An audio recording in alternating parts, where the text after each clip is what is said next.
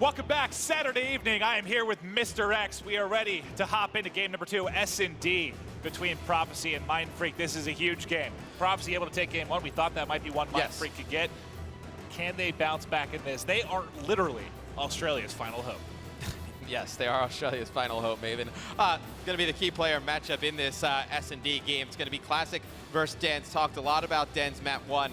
1.37 S&D KD, averages about 6 kills per game. Then Classic on the flip side, 8 kills a game with a 1.39. So you can see Nicky D has been holding it down. S&D. It's kind of like a low average for having the 1.37. Like I feel like 6.77 is low. The 8.38 for Classic makes more sense to me. He must play a little more passive. Yeah, I would say so. I mean, that's breaking down the numbers with Maven. Right, yeah, no, that's looking past the numbers with Maven. No, this is very interesting because we favored Mindfreak in the first respawn game mode. We talked about how good they've been in respawn since they've been here, kind of the opposite of the Australians from last year. That first game went in Prophecy's favor, obviously. Now Prophecy moves over to the game mode that we would kind of favor them in. Is Mindfreak going to be able to answer back with a big win here on S&D? That's what I'm going to be looking out for. Look at that percentage. 54 Mindfreak, 46 Prophecy. I believe that's the closest that we've seen as far as the voting goes. So incredible stuff. And it is going to be Terrace, Search, and Destroy. Mr. X Morello, tell me a little bit about Terrace. What I love about Terrace is on the offensive side and the defensive side of things, the ability to just flank from different angles. I mean, there's so much verticality to the map that you can jump is keeping different tabs levels. On everyone, right? Yeah, right. And you can see that stat over on the left-hand side of your screen. Dens has had 34% of Mindfreak's S&D kills in group play. That's a very impressive number. And I think you're going to see mostly A pushes, but we do see teams, they'll slow play it back in their spawn a little bit with some sniper rifle gameplay and then try and push over towards B.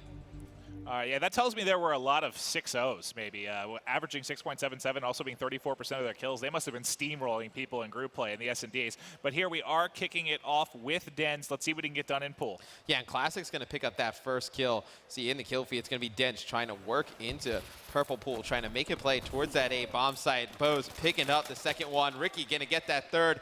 We talked about how strong Prof was in S&D. I mean, that round was lightning fast. That was so quick. You know, we've seen a couple games that were what, 230 to 245 game time, just cruise through. That one so fast, 4 up, 4 down, Prof takes it. That is the absolute last thing you want going into game number 2 if you're Mindfreak after dropping game 1. And if you're Mindfreak, you need to get some momentum back in your favor. I know they beat TK in game 5, and you would say, they come into this series, have a ton of momentum, but also they could be, mentally kind of drained going through a game 5 series with a team as talented as Team Caliber. Even to be able to come out on top, you have to be kind of tired coming into this one. It's important they get some momentum in their favor. And as I say that, Mochilla, he's going to draw first blood for Prof. Mindfreak, they need to even up the score here. And Classic should get caught in just a second, though. No, he gets behind this wall. He saw the shots coming in. He's going to win that gunfight. Your key player matchup, Classic, is getting it done right now. 3 versus 1. Fighting going to be last alive. He has the ASM-1 trying to get out of dodge. His shots are coming in. Still alive, but he's going to get pushed. He will drop 2-0 Prophecy. They're rolling motivation, momentum on their side from game number 1. And you can see Prophecy play extremely aggressive here in Search. Classic, he's going to start 4-0. For Prof, that's exactly what you want to see. Once you can get Classic rolling, especially in S&D, that kind of carries into other game modes. You have a great S&D, you're able to pick up some easy kills. Just, get yourself going into those respawn game modes. Is this one of those? Is this an exception where I can go with the defender? No, yeah, Classic is 4-0. Can we stay with Classic? Yeah. Because you know what 4-0 tells me, Matt? He hasn't died yet. Yes, that's exactly what it tells you. He's going to jump right into purple pool. You see how aggressive he's going to be, and we've seen this in some online gameplay where players, they actually lay down in the pool and kind of wait for somebody to just walk above them in Classic. He's going to have a player to his left. He's not going to spot him. Buzzo's going to be able to draw first blood for Mindfreak, so that's huge. To be able to draw that first blood, but Bose, he's going to come on the flank from fight end. Like I said, pre-game, this map allows you to flank, get so many different positions. You see 3 quick kills coming out of Prof, 2 by Mochella, 1 from Bose, and it's going to put Dens left in a 1v3 situation. And that's so tough when you get the first blood. You go from a 4-3 to a 1v3 so fast like that. He should be able to get 1, though. Able to zip up Mochilla. Going to be a 1 versus 2. Dens versus Bose and Ricky. 40 seconds left on the clock. He's got time to work with. You see that bomb down by A. Yeah, and Bose and Ricky, I mean, they've been playing with each other for a very long time, I feel like now. 2 of the better S&D players. You see the way they're going to play this, extremely patient. Looks like Ricky, he's going to be watching Bose's flank, as seems like that's where Dens is going to try and attack from, as Dens actually, he's going to go for the option to go lower by poolside and try and work his way up through the back staircase. And just like that, they had pretty much the entire, for the most part, the entire map covered there as he came across to that A bomb site. Like you said, they've been teaming together for a long time. They worked really well there, and they're able to close it out. And there is a collective total of 3 kills right now for Mindfreak. Yeah, Mindfreak's just got to get something to go in their favor. A lot like what we talked about in the hard point. We saw a little bit of a comeback once they started to pick up some kills in the kill feed in that second half. Now, in this S&D, they just need to get 1 round win on the board, just get that sigh of relief out of the way and try and make this comeback 1 round at a time. It's going to be Dense. He's going to be picking up first blood on Moch, and that's a great way to get things working in your favor again. Yeah, that was one I thought he was going to be able to win. I tried to switch the fight as he was about to be in engagement. That was with, I believe, if I could get him highlighted, that was Classic. That had eyes on him for just a second at pull. They're going to rotate out. What player is down low here? He's got 4 players around. That's Bose. He needs to get out of there. He's going to get cleaned up. Going to be 2 left alive. It's going to be Classic and Ricky in a 2 versus 4. Let's go to Ricky because he's got the bomb up top, and there's a player right below him. Did they hear him jump over? It's going to be a 1 versus 4 right now. There's 1. Can Ricky clutch it? He's got eyes on 2.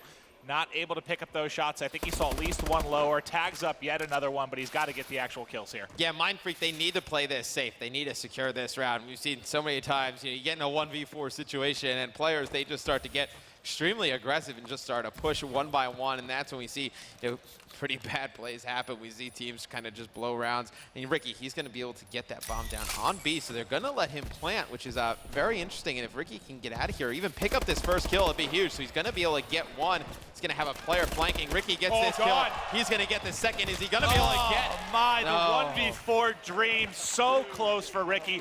But how, 1v4s in this game, like sometimes I want to say they're easier because you can get a kill and dive out faster, but at the same time, with the movement, it's awesome. People can dive on you so quickly as well. Like right as soon as he got those 2, the 3rd player was on him instantly, not able to get it done, but incredible effort there by Ricky. Well, you see those split-second decisions come in. I mean, Ricky, he dashes backwards and he gets down by the stairs. I believe that was Fight in the final kill cam. He puts some shots down, probably doesn't connect, and Ricky knows his exact location. He tries to push him. Maybe he's able to clutch that, but very valiant effort for Ricky, but Mindfreak able to get their first round on the board here. See how they answer back on offense. You know what's been surprising to me?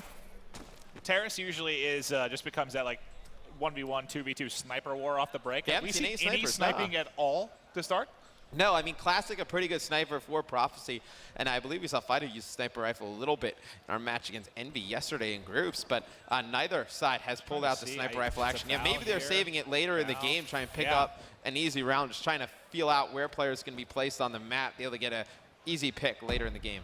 All right, well, I'm going to stick with Buzzo. He's, I believe, the closest to, actually, who's our bomb carrier? That's going to be Fighter. He's going to have 1 in just a second. Head glitch there by Classic. Great job by him. Made the easy kill there. That's going to be a gunfight you're going to lose 9 out of 10 times. See shots coming in from Dens. He's going to push this. He's got Ricky dead to rights, but Ricky with the movement, able to get away, but Dens chases him down. I thought there was 1 flanking him. There is. He is getting chased right now. That's going to be Mochilla. He knows that player. Took out his teammate just a second ago. Classic going to clean up. The other one's going to be a 2v1. Let's go over to Shox. He is the bomb carrier. He's got 20 seconds to work with here. Sees 1. We do have another 1v1 here. Shox is just trying to get out alive. He should have been heard there. You see the chase coming from Mochilla. Yeah, and you saw Shox. He fakes that jump. So we've seen a lot of players do that this weekend. He faked that jump, and you heard the boost go off. And Mochilla immediately went over towards A, thought that it was going to be Shox going up towards that B bomb site. Shox playing completely for the kill right here, not able to find Mochilla. And Shox going to lose that round. I kind of like He tried to bait him out, yeah. I do, honestly. I did kind of like it. He knew he made a lot of noise. He tried to get down there, thought he was going to bait it out, but Mochilla wisely just waits for the plant. He was going to get the kill afterwards, felt confident in his 1v1 ability with bomb down. Well, Moch, as we talked about pre-game, one of the better S&D players all of last year. And here's what you were talking about, Maven. We're going to see the snipers come out. So I was saying, Classic, very good sniper in S&D. Going to be looking to see if he can get a first pick, and Bose as well. And that's kind of what I think Prof was probably playing for, trying to get some location on the players of Mindfreak early in the game. You see it's going to be 3 players down for Mindfreak, all up to Buzzo. Now, let's see if he can try and emulate a little bit of what Ricky did before. This seems like a different team than just BTK, right? Yeah. Prophecy really not having a lot of trouble right now. They're making this look easy in the game number 2. It was close at times in the game number 1. Buzzo picks up the snipe. It's going to be a 1 versus 2. Let's see if he can force our 3rd 1v1 in a row. Yeah, and it's going to be Buzzo left in a 2v1 situation versus Classic and Mochilla. And the A bomb site's so difficult to break because once you get bombed down, there's so many spots that you're able to watch it from. You're going to see players from Prophecy just up top with those sniper rifles just looking down on that A site. Buzzo, he is going to drop Prof in full control of this S&D, up 5-1 currently. It's going to be tough for Mindfreak to come back here, maybe. Yeah, they're making it look easy right now. And, you know, like, it was 3 rounds in. They only had 3 kills to go up. They can't hang with him. And maybe on a different map, a different S&D, they can get it rolling. But right now, Terrace is just all Prophecy. Who do you want to start off with here? You know, let's go on with Mindfreak, the offensive side of the team. See if they can, you know, force another round in this S&D game. It looks like it's going to be an all-out push towards B, something we don't see too often. So like to play out of Mindfreak, maybe able to catch Prof off guard, get those players rotating. They're going to be able to kill Mochilla on that rotation and Dent. He's going to back out, but Ricky answers with a kill of his own on the shocks. Fighter going to take out Ricky. So now back to a 3v2 in Mindfreak's favor. They need to cement this round, and now it's going to be a 3v1. Classic, last one alive. I switched to Classic earlier because he was running around. He saw 2 or 3 players at different times, never put shots, and I don't know if he was waiting for help or what the scenario was, but eventually he was last man alive, gonna get dropped. Nope, great round out of Mindfreak, and they just need to take this one round at a time. Just play some smart COD. I think if they can force it to 5-4, I think Prof really starts to get nervous at that point, and then once if you can actually get it to that round 11, I think Mindfreak would have a great chance of winning that, but Prof back on the offense. We'll go on board with them. Maven, we've seen some different looks out of them, some A, some B. We saw the sniper gameplay slow last round. Looks like they're going to emulate a B push of their own. But you see Fighter, he's going to pull the sniper out. He's going to be able to get that first blood for Mindfreak. Mindfreak starting to come alive here, Maven. Yeah, you know, they said, you guys can push B hard, we can do it better, but unfortunately they don't. They end up dropping, but they do trade 2 versus 2. So it's going to be Ricky and Bose versus Dents and Shocks. Let's see who can get the big kills when it matters most. Yeah, Ricky and Bose, such a talented 2v2 S&D duo. It was, what, round 2 or 3 that they worked together so well. Let's see if they can do it again, man. They're very spread out on the map here, but if Bose can get that player off on the other side, and he's actually going to drop right there, I would have said that's big, but Ricky left alone again, a little bit easier than his 4v1. Let's see if he can clutch it. Yeah, he's only got 2 to work with this time. Let's see how he plays his positioning right now. He's going to try and get underneath and maybe flank these players. Oh, you got to love this, but the shots come in. He gives away his position. Doesn't matter. Gets one. Second, going to push him in the same area. I don't know that I agree with that play call. I think if Mindfreak could have just trapped Ricky down there, they would have had maybe, the other. just hold him there? They could have held him there, had the other player defuse the bomb. Probably how I would have played that, but no, Dent, he goes to challenge right after Ricky, after coming so close. He wasn't even really weak. Ricky coming so close to that 4v1 situation, he's able to win that one right there, and that is a very dominant performance out of this Prophecy lineup. And Ricky, you know, he had the chance at the 1v4, came up a little bit short. He got 3. Has the 1v2 to close this out 6-1, and he is going to take it. That was a pretty, what ended up being 7 minutes, so a pretty quick match there. Great job by Prophecy. 9-4 for Ricky. Classic 8-5 as well. Really good all-around performance from Prophecy. Right. I mean, you expected that though. Prof very strong in the S&D, going back to respawn. You're going to need a full complete game out of Mindfreak if they're going to make a comeback. We saw half of their game of Hardpoint. They played pretty well. First half they struggled with. They're going to have to put together a complete game. They're going to extend the series. All right, we're going to be going to a game number 3. Let's see if Prophecy can continue the sweep after this commercial break.